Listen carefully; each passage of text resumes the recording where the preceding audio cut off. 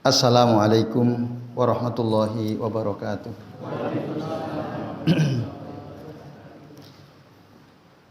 Innal hamdalillah nahmaduhu wa nasta'inuhu wa nastaghfiruh wa na'udzu billahi min syururi anfusina wa min sayyiati a'malina may yahdihillahu fala mudhillalah wa may yudlil fala hadiyalah. Asyhadu an la ilaha illallah wahdahu la syarikalah wa asyhadu anna Muhammadan abduhu wa rasuluh.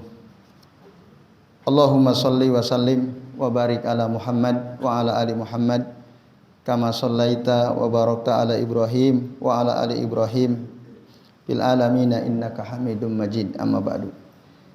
Bapak-bapak dan ibu-ibu serta jamaah sekalian, a'azani Allah wa iyyakum ajmain. Semoga kita semua yang hadir di majelis ini senantiasa dimuliakan Allah Subhanahu wa taala. Amin ya Allah ya rabbal alamin.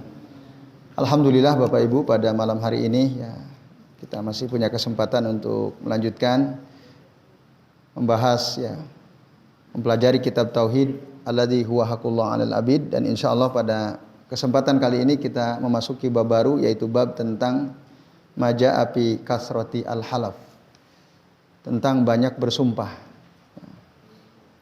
Bapak Ibu dan jamaah sekalian, kata sumpah dalam bahasa Arab itu disebut dengan 3 setidaknya ya. Ada al-halaf, al-yamin, al-qasam. Ini semua maknanya sumpah ya.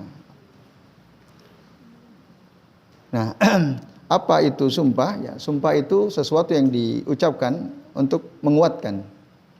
Nah, dalam bahasa Arab ada perangkat yang baku ya, yang disebut dengan huruf al-qasam dalam bahasa Arab, yaitu huruf waw, ta dan ba ya. Ini perangkat qasam dalam bahasa Arab ya, yaitu ya, ta misalnya tallahi, bi misalnya billahi, atau wa wallahi. Dan kita temukan banyak dalam Al-Qur'an huruf waw ya. Dan Allah punya hak untuk bersumpah dengan apapun ya, nama-nama dari makhluk-makhluk yang Allah sudah ciptakan. Dalam juz 30 saja kita banyak menemukan ya surah-surah yang diawali dengan kata qasam, sumpah. Wal asri wattini wasyamsi wal laili, ya kan? Dan seterusnya banyak itu. Wasyamsi waduhaha wal qamari idza talaha, itu sumpah semua. Nah, itu wow, itu salah satu perangkat untuk bersumpah dalam bahasa Arab. Bapak Ibu dan jamaah sekalian, maka ketiga huruf tadi disebut huruf al-qasam. Tandanya adalah setelah huruf waw. Kan waw itu dalam bahasa Arab bisa artinya demi, bisa juga artinya dan. Kalau dan namanya harful atof, kalau demi itu harful qasam. Ciri-cirinya untuk membedakan waw yang huruf qasam dan waw huruf atof, kata sambung, itu lihat saja kata yang datang setelah huruf waw tersebut. Jadi kalau setelah huruf waw harokatnya kasroh, nah berarti itu huruf qasam ya. Wattini wallaili wassamai wasyamsi dan seterusnya. Nah itu berarti huruf qasam. Kalau huruf atof tidak demikian, tidak pasti, tapi kadang-kadang ada karena kalimat sebelumnya juga kasroh. Nah ini Bapak Ibu dan sekalian. Lalu apa relevansi pembahasan masalah banyak bersumpah ini dengan masalah tauhid? Apa relevansinya di mana? Nah, kata Syekh Ibnu Al-Utsaimin, anna kasratal halaf billah yadullu ala annahu laisa fi qalbil halifi min ta'zimillahi azza wajal. Bahwa orang yang banyak bersumpah dengan menyebut nama Allah menunjukkan bahwa dia itu ya di dalam hatinya, di dalam hati orang yang bersumpah tadi, dia tidak mengagungkan Allah taala. Itu. Jadi annahu laisa fi qalbil halifi min ta'zimillahi azza wa jalla. Yang seharusnya ya diagungkan oleh si orang yang bersumpah itu. Bahkan setiap hamba Allah harus diagungkan. Nah, ta'zimullah azza wa jalla min tamami at-tauhid.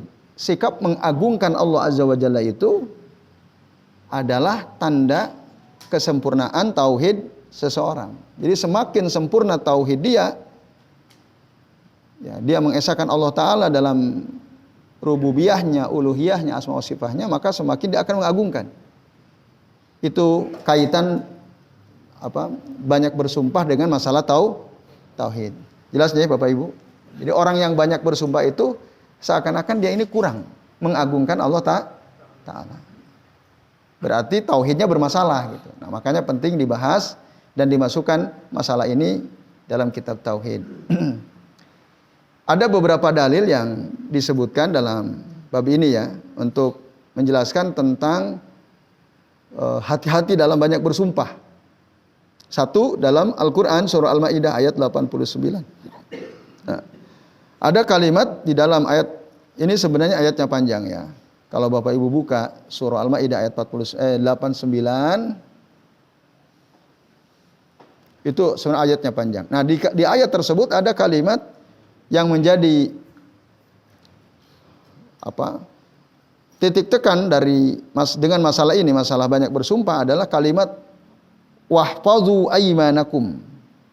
Itu ya, wahfazu aymanakum. Jagalah sumpah-sumpah kalian. Nah, Bapak Ibu dan jamaah sekalian, dalam ayat ini konteksnya menjelaskan tentang kafaratul yamin. Ya, kafaratul yamin itu kafaroh, itu tebusan ya, bagi orang yang melanggar sumpah.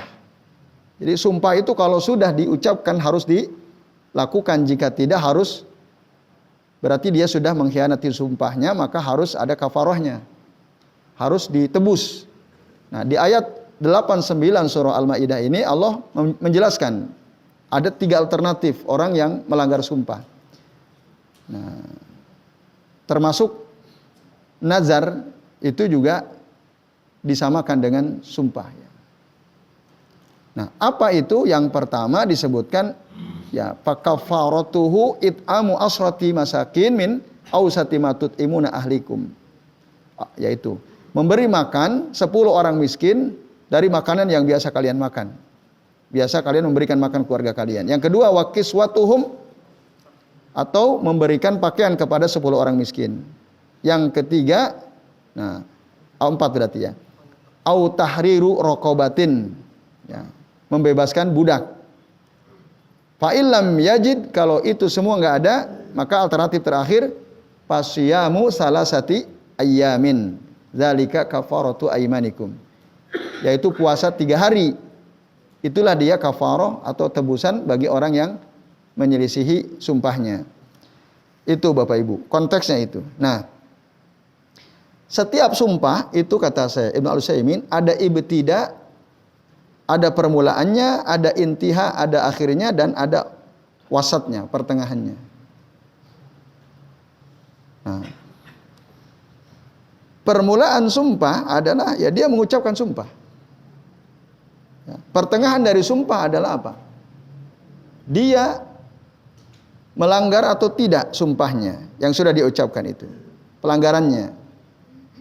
Yang terakhir, kalau dia melakukan tadi tidak menjalankan sumpahnya, ya maka bagian akhirnya adalah ada kafaroh, tadi ada tebusan yang harus dibayar gitu ya. Ini Bapak Ibu dan jamaah sekalian, a'azani Allahu wa iyyakum ajmain. Yaitu kalau dia bersumpah lalu dia tinggalkan sumpahnya, atau dia meninggalkan sesuatu yang sudah diucapkan. Nah, ini Bapak Ibu dan jamaah sekalian. Nah, maka setiap sumpah yang diucapkan ya, wa ala hadza kullu yaminin ala syai'in madin fala hanasa fihi. Ya, segala sesuatu yang kalau kita sudah ucapkan sumpah, ya, sudah terucap sumpah itu, maka tidak boleh ditinggalkan, tidak boleh dilanggar ya. Kita sudah bersumpah ya harus lakukan. Kalau kita tidak langgar maka tidak ada kafarah. Tapi kalau kita langgar ada kafarah. Nah, ini Bapak Ibu dan jamaah sekalian, a'azani Allahu wa iyyakum ajmain. Itu. Nah, sumpah ini mukadimah dari saya Ibnu Utsaimin ya. Boleh enggak bersumpah dengan sesuatu yang enggak pasti 100% gitu ya. Berdasarkan perkiraan kita aja. Menurut dugaan kuat kita bahwa faktanya begini, lalu kita bersumpah wallahi gitu. Itu boleh atau tidak? Jawabannya kata saya Ibnu Utsaimin boleh. Ya, dulu ada seseorang, ya seorang sahabat datang kepada Nabi melakukan kesalahan di bulan Ramadan berhubungan suami istri. Lalu dia minta arahan dari Nabi apa yang harus dilakukan. Lalu oleh Nabi diterangkan apa kafarahnya. Nah, suruh puasa 2 bulan enggak kuat. Ya, suruh sedekah kepada 60 orang miskin enggak bisa juga. Karena dia lalu bersumpah kepada Rasul, wallahi ma baina labtaiha ya ahlu baitin afqaru minni. Demi Allah ya Rasul, apa yang ada di antara 2 gunung di Madinah itu tidak ada orang yang lebih miskin daripada saya. Dia mengatakan dia yang paling miskin. Dia udah sensus belum? Kan belum kan? Nah, itu perkiraan dia. Dia merasa bahwa dialah yang paling miskin yang ada di daerah tersebut. Maka dia untuk meyakinkan Rasul, dia ucapkan wallahi.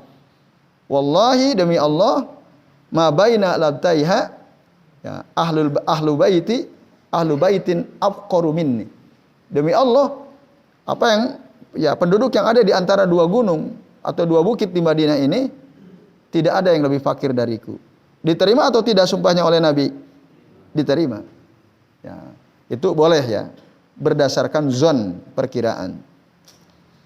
Lalu bagaimana kalau seseorang bersumpah dengan sesuatu yang akan datang?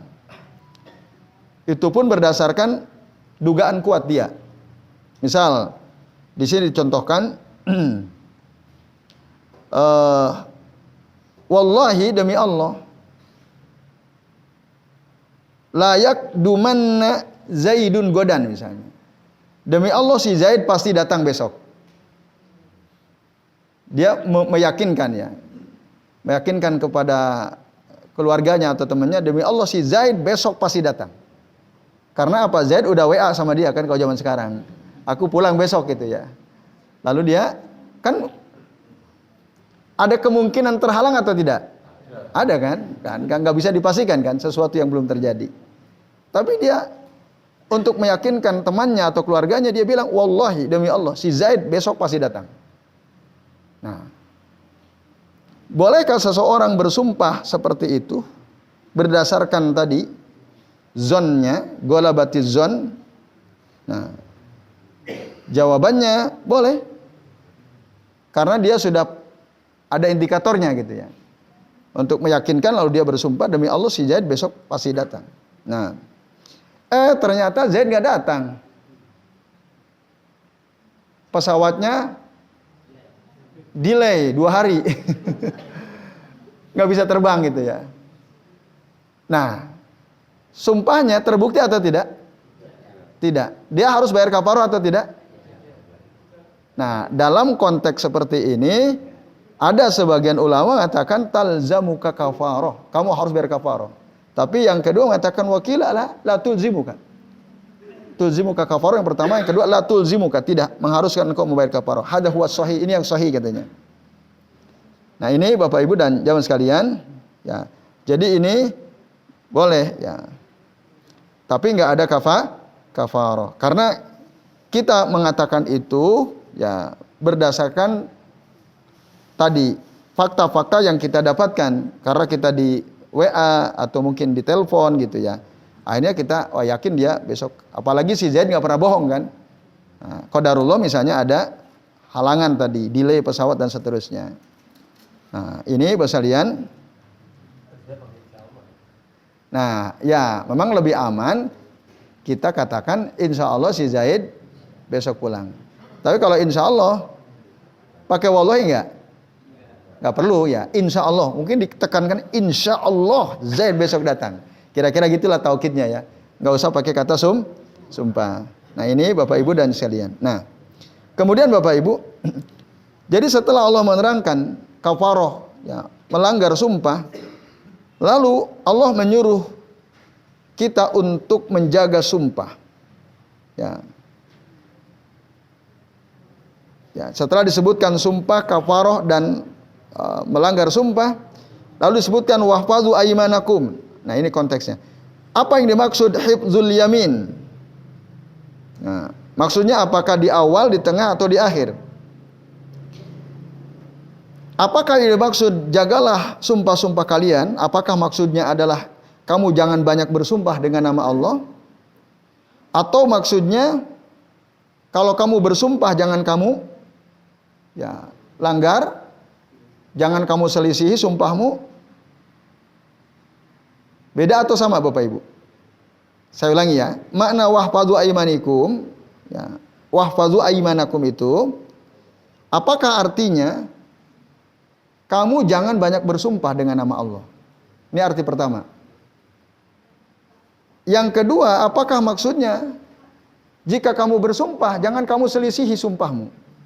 Atau yang ketiga, apabila kamu melanggar sumpahmu, menyelisih sumpahmu, maka jangan engkau tinggalkan membayar kafaroh. Artinya kamu harus bayar kafaroh. Mana ini maksudnya? Dari kalimat wahfadzu aimanakum, saya Ibnu Al-Utsaimin mengatakan ketiga makna ini tercakup dalam kalimat wahfadzu aimanakum. Itu maksudnya. Artinya apa? Ketika Allah mengatakan wahfadzu aimanakum, itu artinya jaga sumpahmu. Maksudnya apa? Jangan terlalu banyak bersumpah dengan nama Allah. Itu maksud pertama.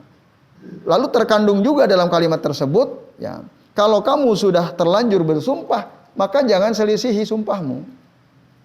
Yang ketiga, kalau kamu nyelisihi sumpahmu, maka kamu harus bayar kafarohnya. Itu makna yang dikandung dalam kalimat wahfadzu aimanakum. Nah, ini Bapak Ibu dan jamaah sekalian, a'adzani Allah wa iyyakum ajmain. Nah, lalu yang terakhir nih penjelasan terakhir. Bapak Ibu dan jamaah sekalian, ada enggak ya? Oke, baik. Nah, tapi ada kondisi keadaan yang ketika kita bersumpah lebih baik kita langgar sumpah kita. Ada nanti keadaan yang seperti itu ya. Walaupun dalam ayat ini kita disuruh oleh Allah untuk menjaga sumpah, tapi ada satu keadaan di mana apabila kita bersumpah lebih baik kita langgar aja sumpah itu. Lebih baik kita langgar saja sumpah tersebut ya. Contoh gini. Dulu pernah kami ikut daurah kitab Al-Muwatta Imam Malik ya. Saya Imam Al-Bukhari yang menyampaikan selama 1 pekan ya, dari awal sampai khotam itu. Pernah ada sikap salah satu peserta daurah itu, mohon maaf, kurang ajar gitu ya. Dia nulis surat kaleng gitu ya.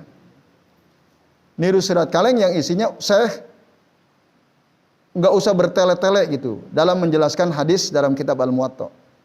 Biar cepat selesai. Tapi dia nggak ngasih nama. Ada tulisan itu.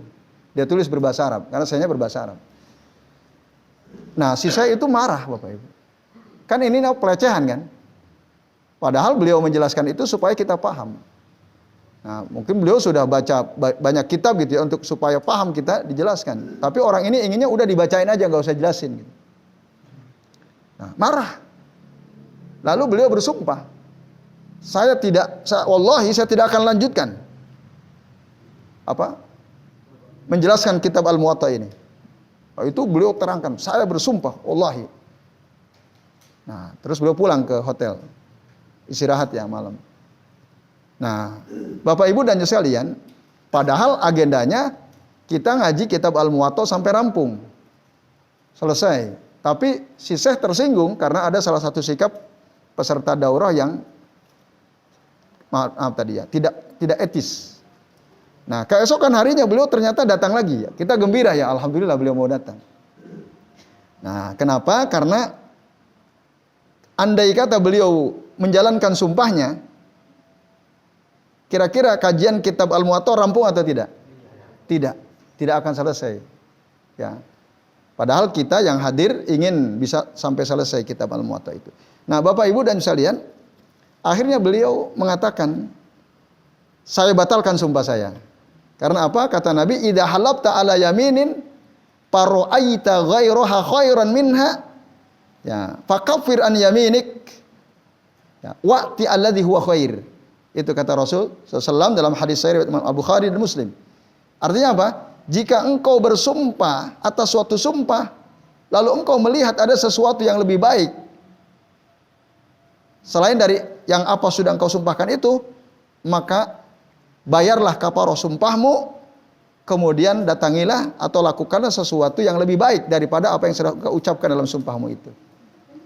Nah, lebih baik mana kira-kira? Beliau menjalankan sumpahnya, kajian kitab Al-Muwatta dihentikan, beliau kembali ke Madinah, atau beliau lanjutkan karena tinggal 2 hari lagi. Mana lebih baik? Lanjutkan. Nah, akan banyak keberkahan karena hadis semua disampaikan. Akhirnya beliau pilih itu. Beliau batalkan sumpahnya, nah, karena beliau mengutip hadis ini juga, ya. Itu Bapak Ibu dan jamaah sekalian. Nah, kalau begitu berarti kan melanggar sumpah. Ya atau tidak? Ada kafarahnya atau tidak? Ada tadi. Kafir an yaminik. Bayar kafarah sumpahmu itu. Nah, berarti apa tadi kafarahnya? Memberi makan 10 orang miskin, atau memberi pakaian 10 orang miskin, atau membebaskan budak, atau kalau nggak bisa puasa. Wallahu alam. Sisa itu milih yang mana, ya. Nah, yang jelas beliau paham betul ini. Nah, itu maksudnya Bapak Ibu, ya. Kalau kita bersumpah, ya itu.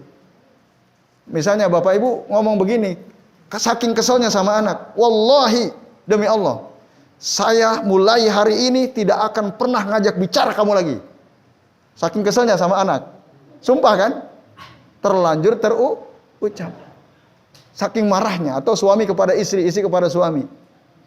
Bapak Ibu dan sekalian, lebih baik mana kita enggak ajak bicara pasangan kita sendiri dengan kita berbicara? Ya bicara dong. Di sumpah itu dijalankan atau enggak perlu?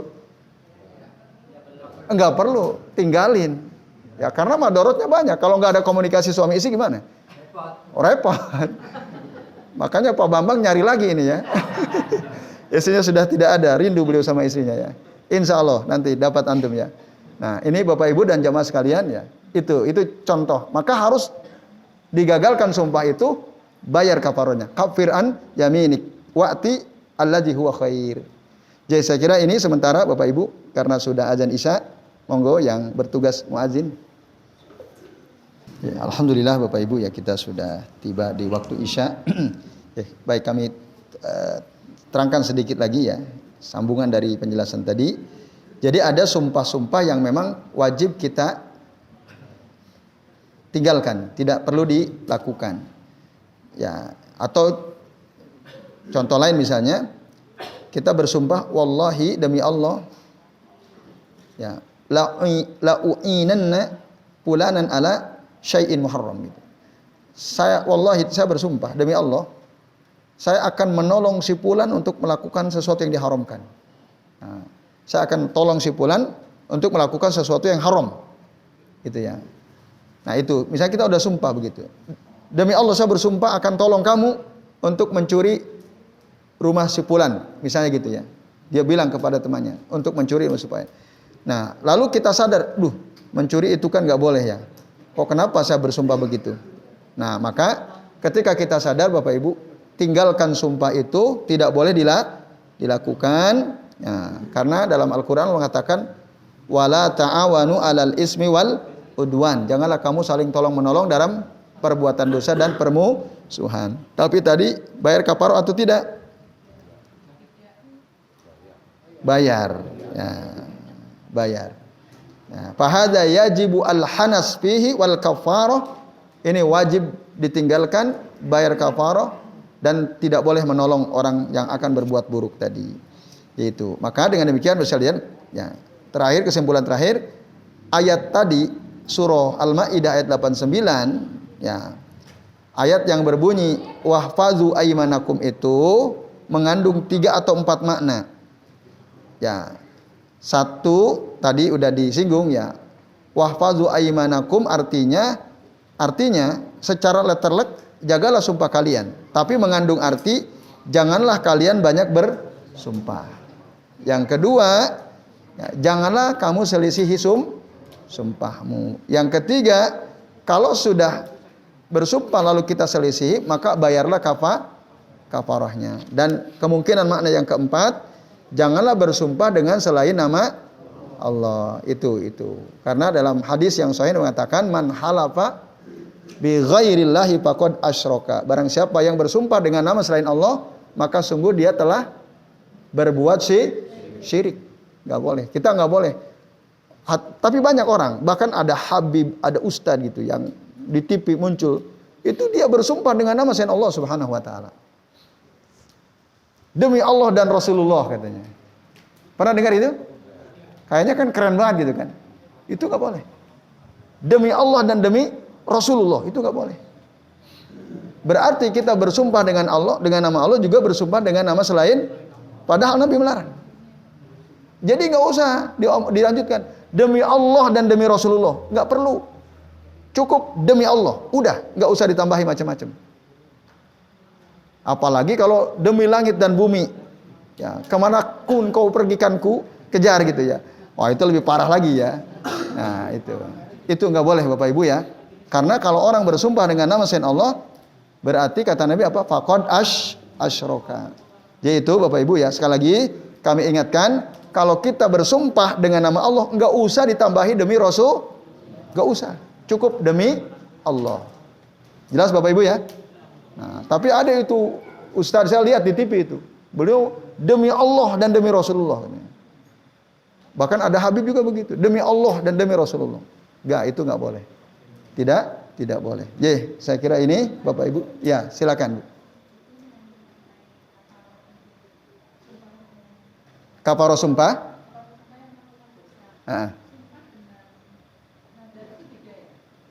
Iya, sumpah dengan nazar berbeda. Tapi apabila dilanggar, ada kafarahnya.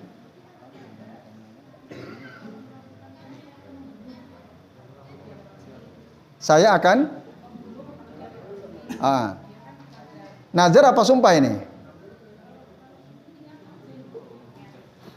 Niat aja. Ibu, kita ngomong demi Allah atau tidak? Kalau ada demi Allahnya berarti sumpah. Kalau nggak pakai demi Allah berarti nazar. Bedanya di situ, ya. Bedanya di situ, ya.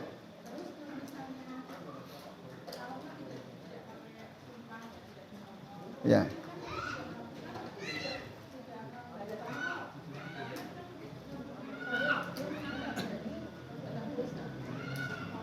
Misalnya dia ngomong kalau dia lewat sini saya akan bunuh dia gitu Bu ya.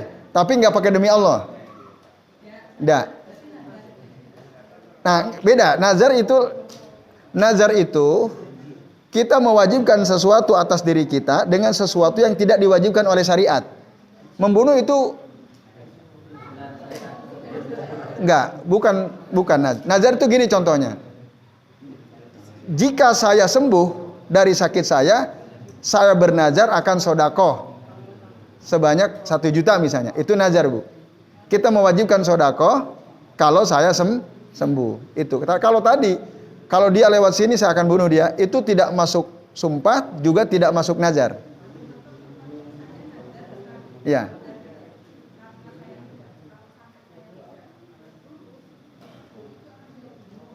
Kalau saya tidak lulus, ya. Ya. Ya.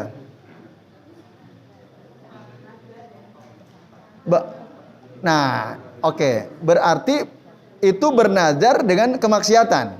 Ya kan? Nah. Terus?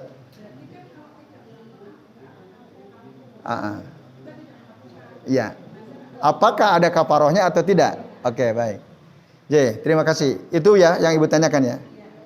Baik sekalian, azani Allah wa iyyakum ajmain. Nazar itu ada yang wajib dilakukan, ada yang wajib ditinggalkan walaupun sudah terucap. Nah, kalau kita bernazar dengan sesuatu yang mengandung kemaksiatan atau perbuatan dosa seperti tadi, kalau saya tidak lulus, kata si murid itu ya, saya bernazar akan saya bunuh guru wali kelas saya misalnya. Nah, ini jelas nazarnya maksiat kan. Nah, maka wajib ditinggalkan, tidak boleh ditunaikan. Apakah ada kafaroh? Tidak ada kafaroh. Gitu. Kalau nazar dalam kemaksiatan tidak ada kafaroh. Udah tinggalin aja. Bedanya itu sumpah dengan nazar. Bedanya di situ. Ada bedanya. Yaitu kalau sumpah tadi, kalau dia sudah mengucapkan saya bersumpah wallahi demi Allah. Cirinya itu kalau sumpah itu ada ucapan demi Allah. Cirinya itu sumpah. Saya akan tolong dia untuk mencuri rumah si fulan gitu ya misalnya. Oh, kita sadar itu nggak benar. Jangan diamalkan.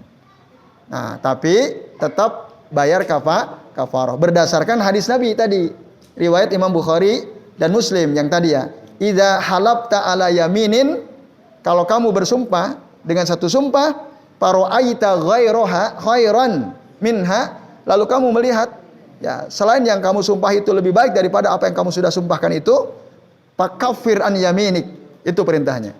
Maka bayarlah kafarah ya dari sumpahmu itu, wa'til ladzi huwa khair, dan lakukanlah apa yang lebih baik. Itu dasarnya itu Bu ya. Yaitu wallahu a'lam bishawab. Nah, masih ada Bapak-bapak, Ibu-ibu? Ya, silakan. Jenengan? Ya. Ini ada salah satu jamaah yang seorang masuk juga, dia sering minum. Ya. Setelah begitu akhirnya kita sidang supaya kamu dihentikan minum-minumannya. Ya. Padahal dia juga sholat. Akhirnya setelah begitu dia mengatakan, kamu benar-benar minum nggak? Saya yakin nggak minum, demi Allah saya. Kata dia. Kata dia. Ada teman-teman yang mengatakan dia sering minum begitu. Ternyata faktanya dia sering minum. Dia sering minum. Dan bagaimana dia itu? Apa ini harus jatuh dia? Apa harus dihukum seperti yang tadi yang sampaikan tadi itu? Bayar kafarah atau tidak? Ya. Jenengan jadi? Ya silakan. Kalau maksudnya sumpah pocong gimana Pak? Sumpah pocong. Iya. Baik. Nah, pertama Pak Zuhri ya. Bapak Ibu dan jamaah sekalian, ya. Ada orang bersumpah tapi dia bohong dalam sumpahnya. Gitu ya. Tadi dia mengatakan demi Allah saya tidak minum lagi. Padahal kata temannya dia suka minum. Nah, itu bagaimana? Ya. Itu namanya yaminun gomus ya. Bersumpah dengan nama Allah tapi bohong. Tapi, nah, bersumpah bohong begitu dengan menyebut nama Allah itu dosa besar. Tapi itu lebih baik daripada bersumpah dengan nama selain Allah. Paham ya? Karena kalau bersumpah dengan nama Allah bohong itu dosa besar. Tapi kalau bersumpah dengan nama Allah dengan nama selain Allah walaupun benar itu syirik, lebih besar. Nah, itu. Nah, itu lebih baik. Tapi tetap itu dosa besar ya. Bapak Ibu dan jamaah sekalian, a'azani Allah wa iyyakum ajmain.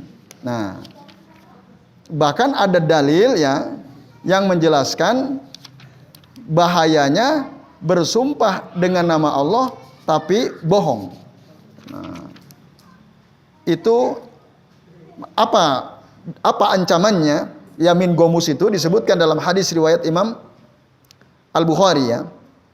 Qala Rasulullah SAW, man halafa ala yaminin huwa fiha fajirun.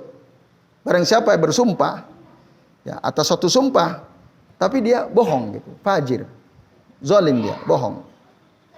Ya, yaqtati ubiha malam ri'im muslimin. Nah, untuk ya mendapatkan harta seorang muslim ya, dia ingin merampas harta, lalu dia akhirnya bersumpah bohong gitu ya. Contoh gini. Wallahi demi Allah, ini dulu kebun bapak saya ini atau kebun nenek saya. Ini pekarangan, wallahi demi Allah kata dia. Padahal bohong. Karena emang enggak ada sertifikatnya kan. Kemudian letter C-nya hilang gitu ya. Enggak ada bukti. Akhirnya dia bilang, wallahi demi Allah, ini dulu adalah kebun bapak saya. Untuk apa? Mendapatkan tanah milik orang itu kan. Yaktati'u malam ri'im muslimin. Apa yang akan dia dapatkan? Laki Allah, dia akan bertemu dengan Allah Ta'ala wa huwa alaihi ghadban.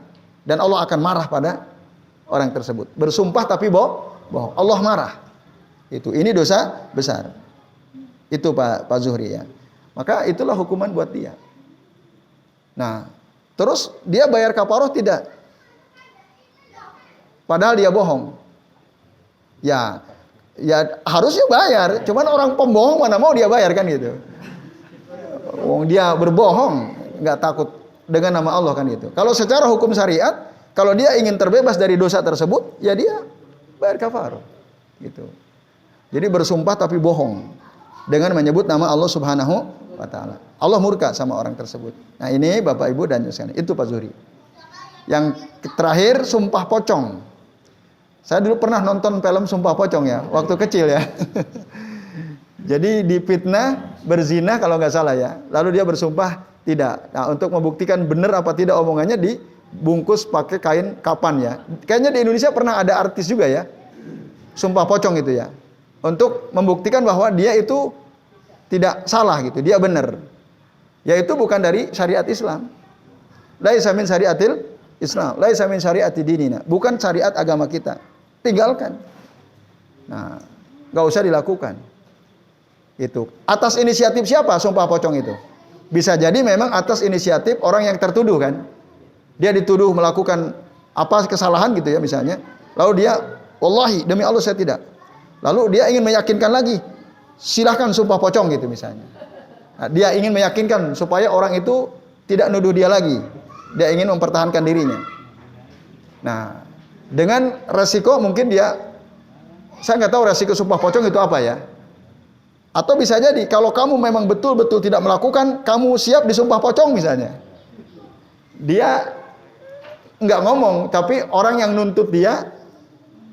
Nah, kan memang kalau ada urusan kita berselisih dengan seseorang, kaidahnya dalam hadis Nabi diterangkan. Ya.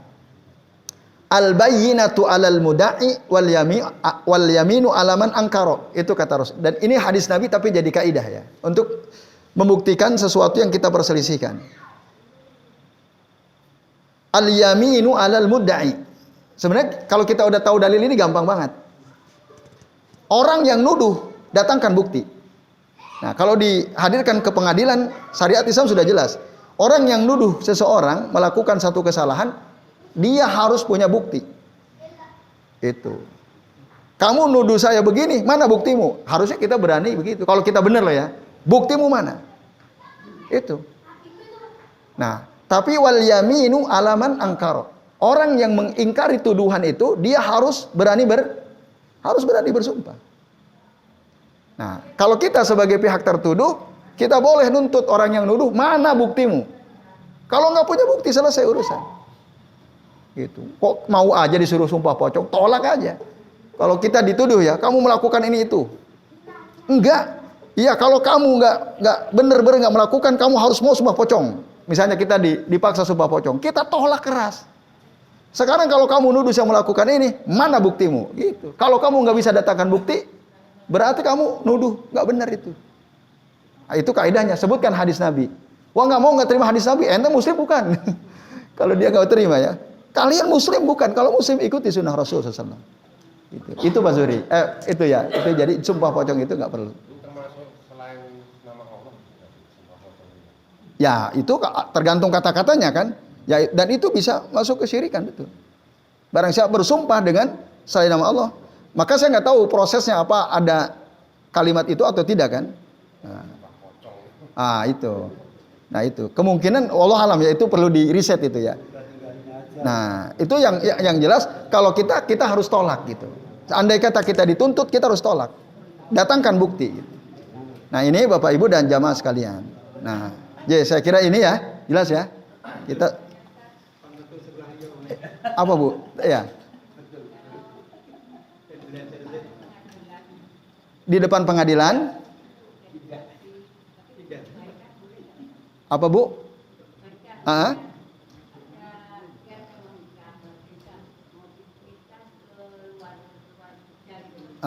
Kerja mau dipindah ke luar Jogja. Terus?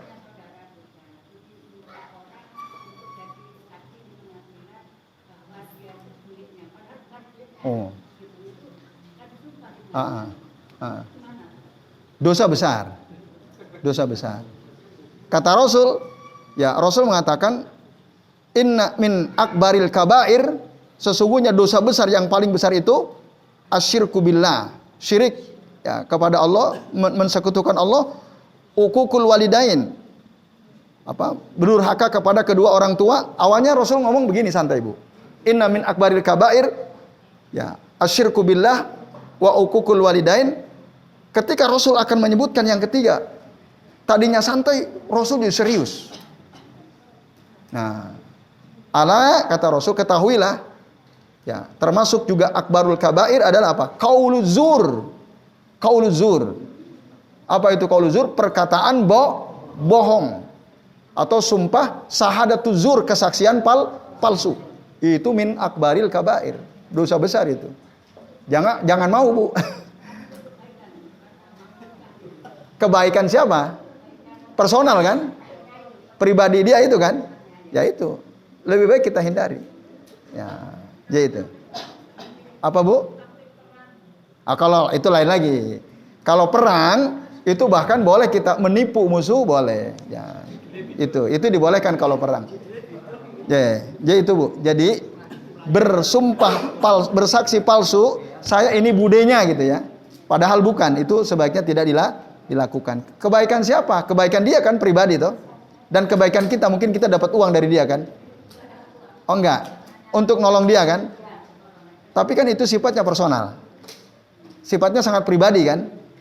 Pribadi orang itu kan? Lebih baik kita tidak lakukan bersaksi palsu. Apa, Bu? Terlanjur bertaubat. Bertaubatlah taubatan nasuha. Ya itu, Bu. Wallahu a'lam bishawab. Baik Bapak Ibu, karena waktunya sudah habis, kita akhiri. Mohon maaf ya kalau ada kekurangan dan kesalahan. Mari kita akhiri dengan baca doa kafaratul majlis. Subhanakallahumma wa bihamdika asyhadu an la ilaha illa anta astaghfiruka wa atubu ilaik. Wassallallahu ala Muhammadin wa ala alihi wa sahbihi wa baraka wa sallama alaihim ajmain. Billahi taufiq wal hidayah. Wassalamualaikum warahmatullahi wabarakatuh.